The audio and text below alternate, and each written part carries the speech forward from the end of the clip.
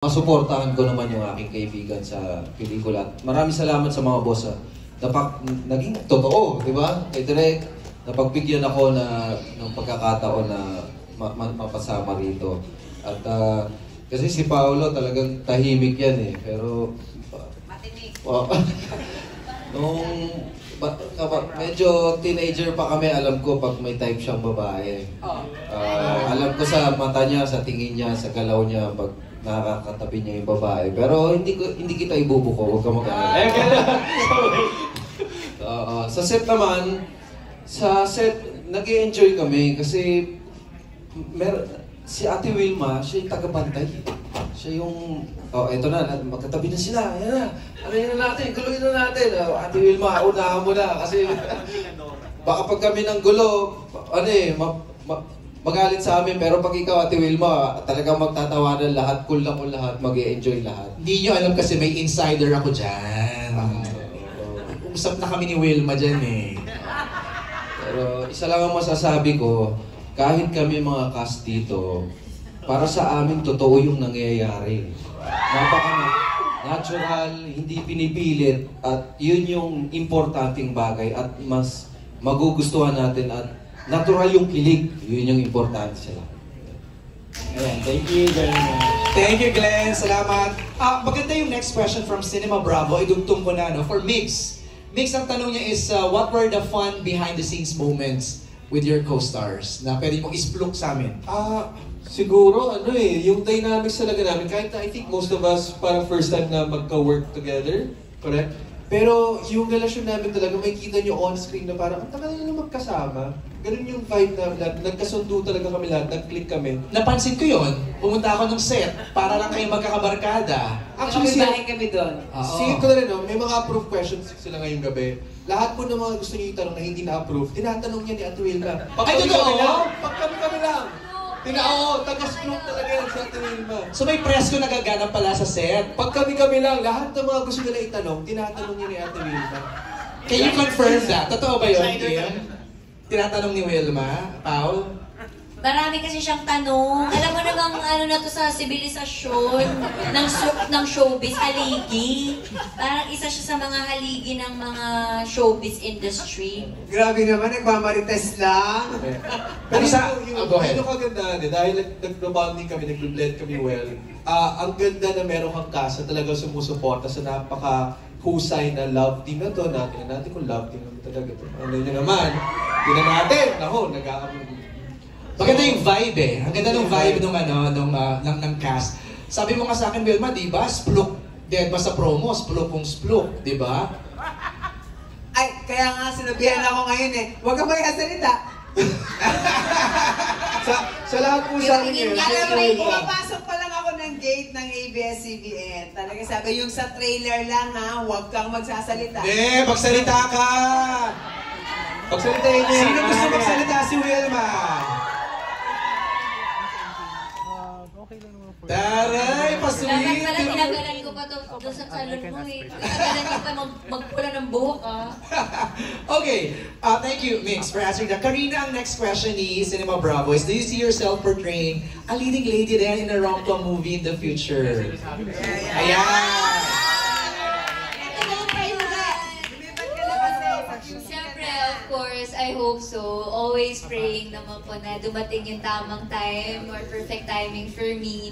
And also, tamang katrabaho. And yun nga, pinag-uusapan namin actually kanina lang sa dressing room before kami bumaba dito. Sabi nila direct ni Ate Loves na we will pray hopefully na that time will come, syempre. And I'm so happy na I get to witness Kim Pao also as well. Syempre as an inspiration and a stepping stone na rin towards that dream. Oo eh! Kaya naman pala! Bakit wala bang laman sa set? Sa set kasi paminsan medyo lumulutang na po yung brains ko. Pero ayun nga. Kasi sobrang happy po talaga sa set namin. So nakakalutak pala ng brains yung pag-happy sa set, no? Pag medyo mga madaling araw na po, Ayun. hindi na po. Alright, thank you, Karina. For Lovely and Bench, ang question ng Cinema Bravo is, if the movie had a sequel, what do you think would happen next for your character? Also kay Wilma. if the movie had a sequel, what do you think will happen to your next character? Pardon, Next please. year, Charot. Feeling ko kung magkakaroon ng kadugtong yung movie na to, I think mas magta-translate yung relationship nung Sari and Jolo. Kasi kapag napanood niyo yung movie, makikita niyo yung bakit nga ba kami siguro nandito as people from tahanan homes. Kasi yun yung magre-represent talaga who they are in the movie. So, I think that would be really interesting kapag ano. Tsaka, medyo kinokontrata kasi namin si Direk Chan na sa next movie niya, kasama talaga kami. Tsaka idadagdag ko lang, no, na parang dahil sa kanilang dalawa, nakakatulong talaga sila sa bawat character namin. So sa bawat na nangyayari doon, meron silang naitutulong, hindi lang yung problema nila, kundi pati sa amin. So maganda talaga. Dapat to talaga may sequel number 2. Ay, wow! Meron talaga to. Tingnan mo. Di ba sabi mo naman every 10 years, maghihintay tayo. Baka yelo naman ang hair ko that time. Palitan natin.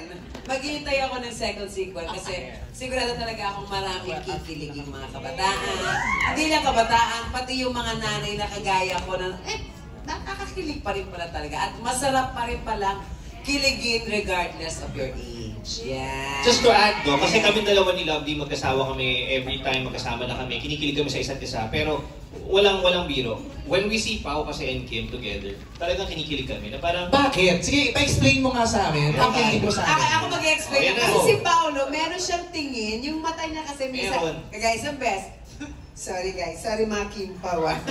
So may eksena kami. Nagaganon-ganon si Kuya. Tapos tinignan lang ako na ano? Sabi ko, yun pala yung personality niya, na pag tinitigan ka niya, hindi man siya magsalita ng marami, but he's talking to you, alam mong gentleman siya. So ngayon, from a distance, hindi nalalam dahil bilang maritas nga, bawal magsalita, Wilmalin. Tinitignan ko silang dalawa, pero yung fairness naman kay ate, hindi makatagal pag nititigan ni Kuya. In fairness naman kay Kuya, yung mata niya says it all. At dito na rin po namin, dito lang. Ay! Sorry!